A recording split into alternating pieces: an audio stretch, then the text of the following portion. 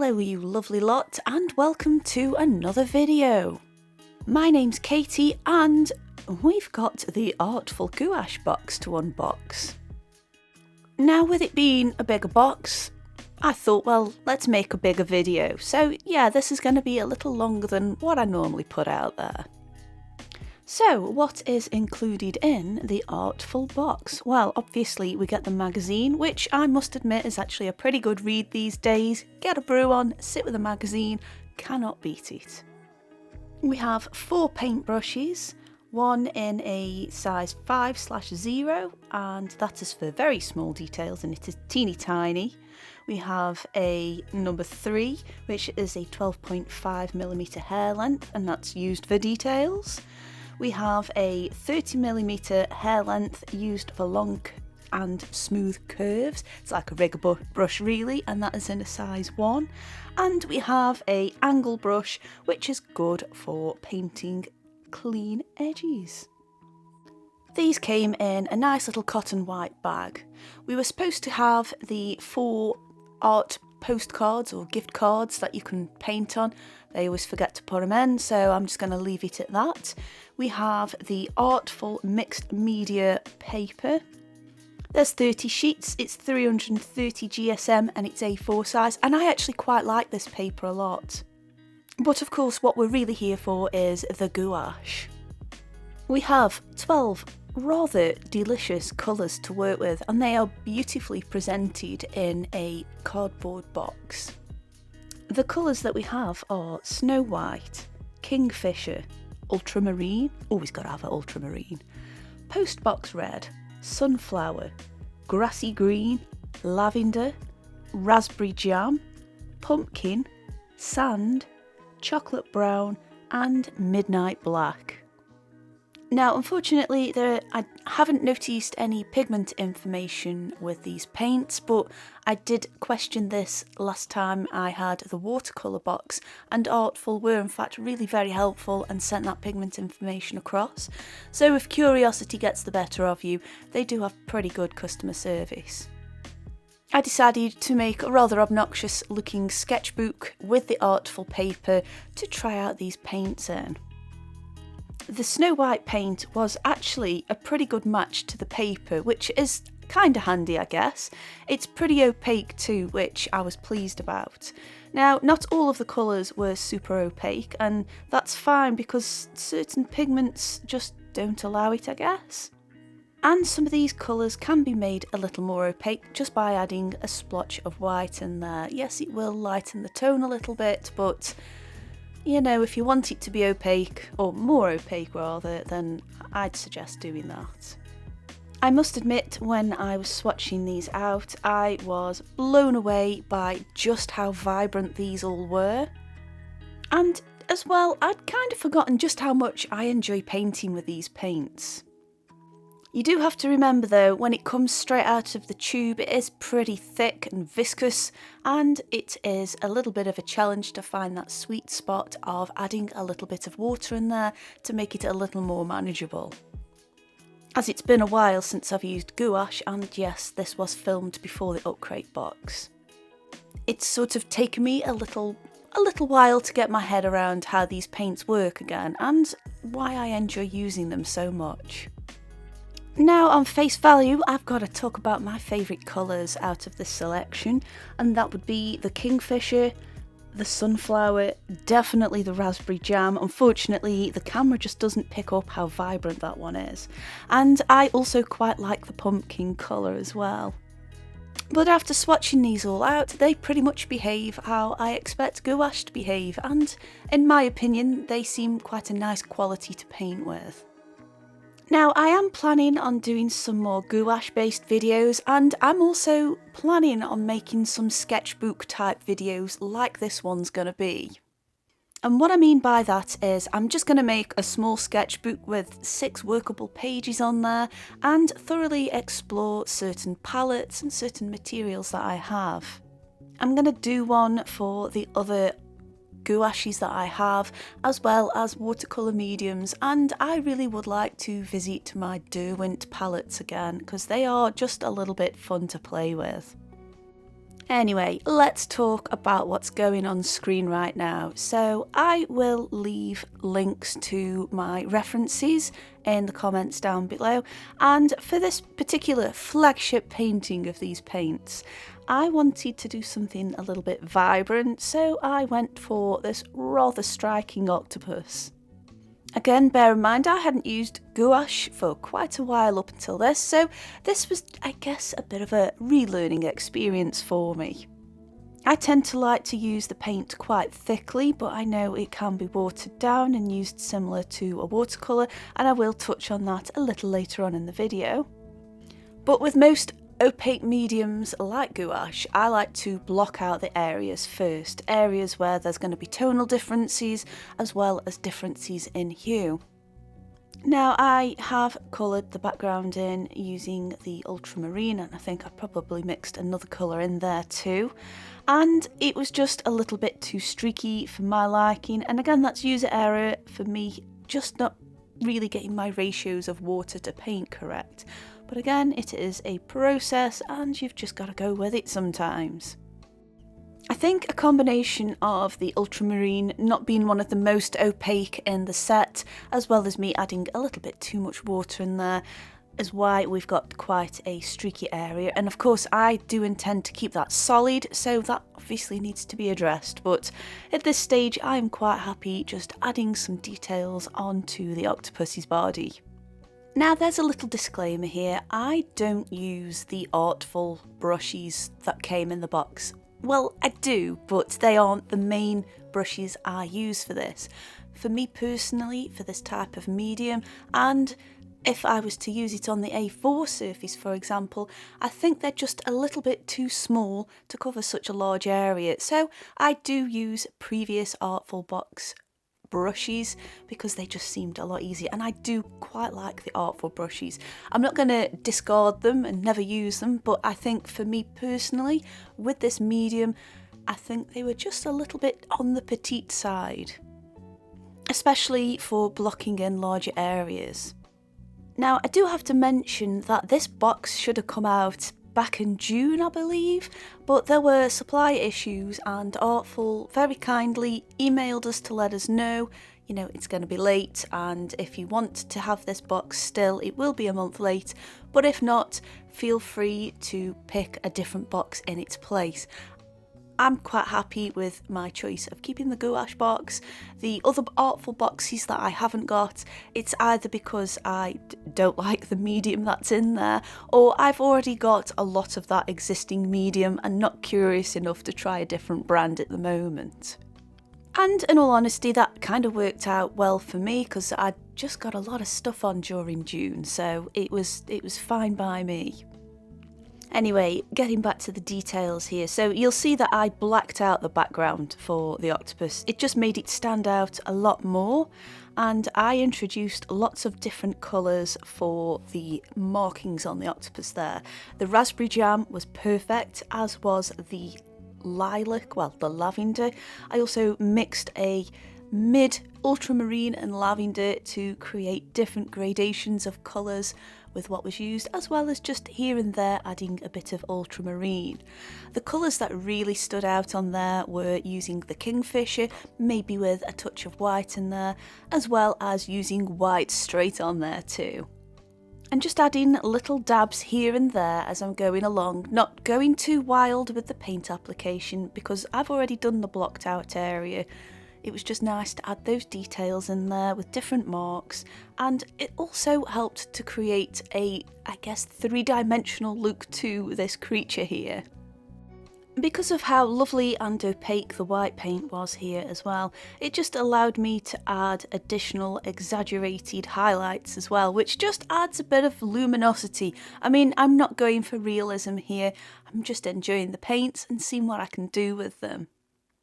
I did switch out to one of the Artful brushes here, and that would be the small round brush that was provided, not the teeny tiny one, and that again just allowed me to add a little bit of variety in my mark making there. So let's talk about the value of this box. So I paid £39.95 for this. And in the magazine it does give a breakdown of prices, and it suggests that the 12 set of Artful gouache paints are recommended at £50. Now, I'm going to compare it to prices I've paid previously, and you know, over the past couple of years, obviously prices have changed due to inflation, etc, etc. But I don't know if I could face paying £50 for a set of gouache. However, I do actually think it's really nice paint. Some of my favourite gouache to paint with is the Nika Poster Colour paint, which is from Japan, and I've only ever bought that when I've seen it really cheap for £20. You only get a fraction of what is provided with this Artful set. Whereas you get 12 colours still, but they're a much smaller tube, so when I've seen them on offer, I've dived in. Other notable mentions are the Caran d'Ache, and off the top of my head I can't remember how much I paid for them now, but again they were in the sale, and I think I paid in the region of either £20 to £30 for them, and they were fun to use. However, the application process is slightly different because they are gouache pans. Obviously we also have the Himi or the Arctic's gouache, and again I think I paid about £25 and I got them off AliExpress. I have no idea how much they are on Amazon right now, where it would be easy to get hold of, but these are, I guess, what I'm comparing them with. I have also picked up cheaper gouache sets, and we can't miss out mentioning the ones that we get in subscription boxes as well. So comparing them, I'd say they were perhaps not quite as vibrant as the Nika, but the actual painting experience itself is close there, and the Nika ones personally are my favourite. The Nika poster colours admittedly are a lot more vibrant, however the actual painting experience is very much the same. I think the vibrancy can be probably down to a difference in formula for mixing the paints. That's only a theory there. The Himi, although I do love painting with them, it can be messy, they dry up. I know they're still fine to use, but I prefer them to be good to go. And you could argue the same for the Caran d'Ache as well, although both paints that I've mentioned there are really lovely to work with. Anyway, I better talk about what's going on screen right now, because this is where I'm using it a little bit like a watercolour. So this is quite a muddy reference picture I'm working from here, because it's a big pile of frogs in a pond, and I guess it's a bit of a muddy pond too. I thought I would create a bit of an underpainting using a watercolour-y type technique, and again it's still blocking off areas and then adding those details on top as I go along. This is really useful to make sure that your whole page is covered if you want to make sure it's covered. And with something as intricate as this, it's also helpful just to have a rough idea where everything is in a colour form, rather than having to rely on the pencil markings that you'd put down below. And I'd also forgotten to mention we had a Artful pencil, which is in the grade F, and it does what a pencil does. There's not really much to talk about there. We're all here for the paint, really. Well, at least I am. One of the things that impressed me about using this technique, and I thought was very effective, was being able to make the most of using that watercolour technique, but when it came to painting over the top in a thicker consistency, there were no issues of bringing up previous layers and contaminating what I was painting. In a way, although entirely different, but I'm still going to make that comparison, I quite like using gouache because it's I want to say it's like a safe option and alternative to using oil colours. And what I mean by that is, obviously you haven't got those disgusting fumes that come off, which I can only tolerate for so long, to be honest. The smell itself doesn't offend me, but obviously there are effects with that.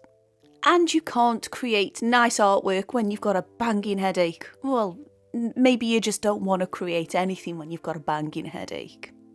I like the fact that I can do an underpainting like I would with very watered down oils or very oiled down oils, and then once that's dried, obviously go over the top. However, the advantage of using gouache is it dries pretty quick, and a lot of this was painted during heatwave week, so it dried really quickly.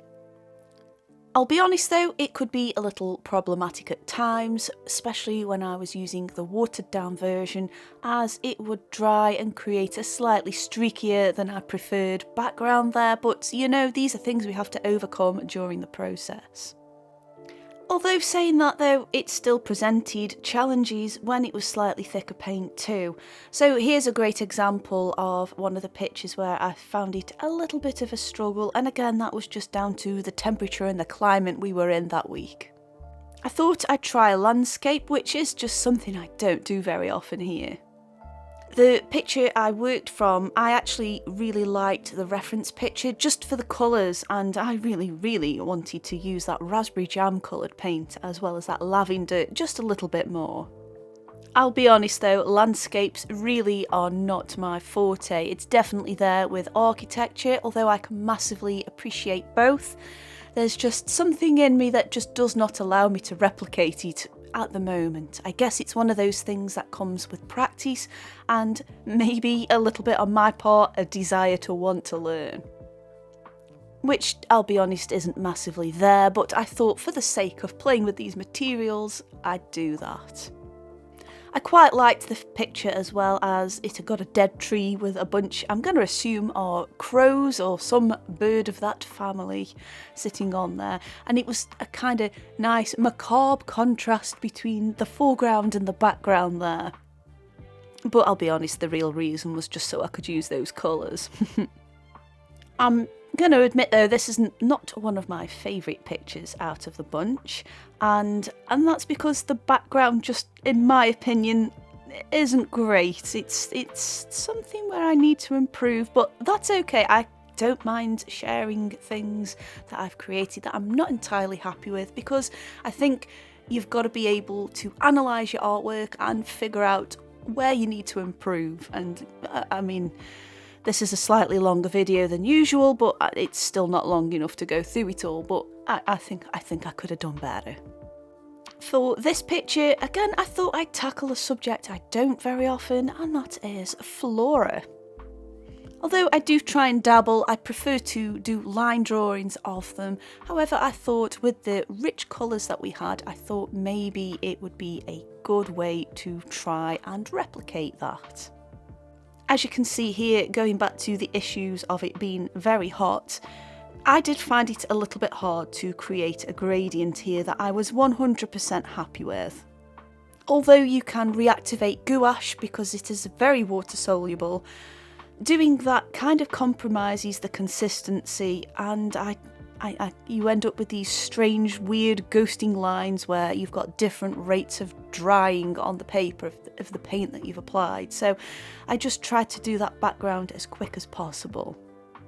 This also brings up the issue of perhaps the brush selection that was in the box. I think if you're wanting to cover large areas and use the technique I'm using, it's not very practical when you've got tiny brushes. You're sort of fighting this battle of moving the paint around on the picture, but obviously you haven't got a tool big enough to do that and get it done before the paint dries. So I think if you got this box, just make sure you've got a few additional brushes in. And they don't have to be Artful ones, it's just I actually really do quite like the Artful ones, and I am thinking at some point I might invest in a top-up bundle to get the additional ones. Speaking of top-ups, they do offer a top-up package. It doesn't mention a price on there, so I guess that's something I'd need to check out on the website, or you guys do, but it offers a ceramic mixing palette, a filbert brush and a fan brush. And personally, unless you want to be a bit bougie there, I think you'd probably be okay not having that, in my opinion anyway. Any ceramic surface is good for mixing your gouache on. Use an old plate if you have to, if you haven't got anything else. It's not really runny enough to go everywhere, so I think you'd be okay.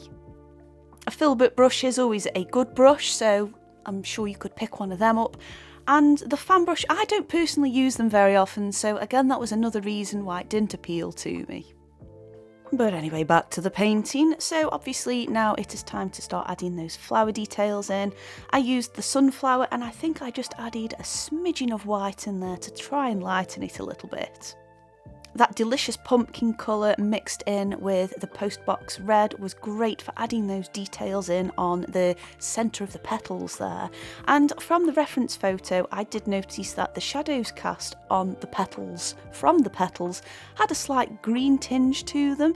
So rather than mixing up some weird shadow-like colour, either using the black or making a deeper version of the yellow, which is something I'm quite guilty of when it comes to a bit of colour theory there, I thought no, let's go with it, let's just add that green in there, and I am actually quite happy with how effective that was. I decided to give it a bit of an outline in that same green and it just wasn't quite popping out enough for me, especially since as the actual centre of the flower was black, and you'll just have to wait and see how that turned out at the end because my camera died whilst filming that.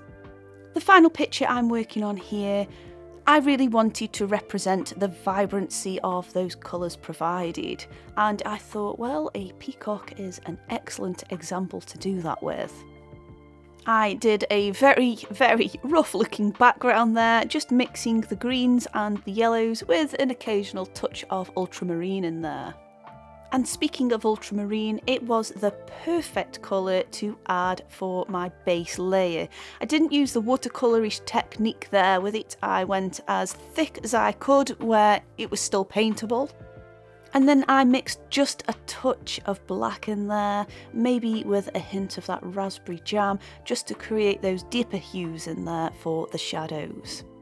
Although I have blocked out these areas, I did just blend them in ever so slightly because I thought, well, I'm going to add the feathers over the top where the light's catching them, so that would be a nice way to distinguish the areas rather than having these solid blocks. I think in this particular picture it would not have looked right. I had considered using the teeny tiny brush in there, but I think it was just even too small to do the details that I wanted to do. Every time I tried to pick up paint on there, rather than it clinging to the brush, you'd just sort of have this blob of paint on the end, and that just wouldn't have created the lines I wanted. So I just used the small round brush that was provided in the set to add those feather details on there. And I found that the point of that slightly larger round brush compared to the teeny tiny one actually was more effective at creating finer lines. The lavender colour was absolutely perfect for adding those, well, lavender tones in there. And that kingfisher just mixed with a smidgen of white, again added a little bit more of a luminosity to those blues of the peacock's chest. And going back to using that ultramarine I'd mixed with the black, I just added a touch more in there and continued to make those same feather markings. And you could say I blended everything together using the markings rather than actually physically blending the paint. By adding the dark lines for the feathers on the shadow areas and then going over them again in lighter hues, it just created a bit more of a smoother blend there. We can also thank how lovely and opaque these were for doing this. By going over the darker areas with the lighter areas and vice versa, it just created a nice consistent blend there. And again, I was really happy that adding a wet layer on top of a dry layer didn't pull any of those previously used pigments back up again. It's now time to add some details around the peacock's face and beak, and it was quite easy to mix some colours up there. I used the brown mixed in with the white, as well as just a touch of that sand colour here and there. I noticed that there was as well a sort of blush tone on the bird's beak, so again just adding a touch of that delicious raspberry jam paint in there just added a little bit of warmth in there, which perhaps using the postbox red might not have done. Using a small version of blocking out areas around where the beak has that stripe of blue towards the eye just worked out really nicely, and again I just added those tonal differences on there. To start finishing up the picture, that's a combination, isn't it? To start finishing up, what a contradiction. But anyway, to start finishing up, I thought this needed a thick black outline, so I used the small brush. I didn't fancy using the rigger one because that actually was just a little bit too thick for what I wanted, and that round brush actually held a decent amount of paint, so there wouldn't be too many breaks in the line work I was doing there. Just by adding that line though, it really made things stand out. Anyway, here is the grand tour of what I'd painted. I hope you have enjoyed watching my little journey using these Artful paints. I'll definitely be using them again. I actually think they're really nice paints, and like I say, I paid $39.95 for it, English pounds that is. I actually think this was quite a good value box. I think the criticisms I could add are perhaps putting bigger brushes in there. It's quite a thick medium, and a teeny tiny delicate brush for covering large areas, it's just not gonna work. Well, in my opinion anyway. However, the brushes they did provide were the lovely Artful standard ones. I love the little bag that they came in too. The paper, as always, is pretty good paper, and I actually think I prefer that to their own watercolour paper too. In conclusion, this box was a hit for me personally, and I really enjoyed the supplies too. I just want to say thank you for watching. I do hope you've enjoyed this and found it useful, and I'll see you lovely lots soon. Bye!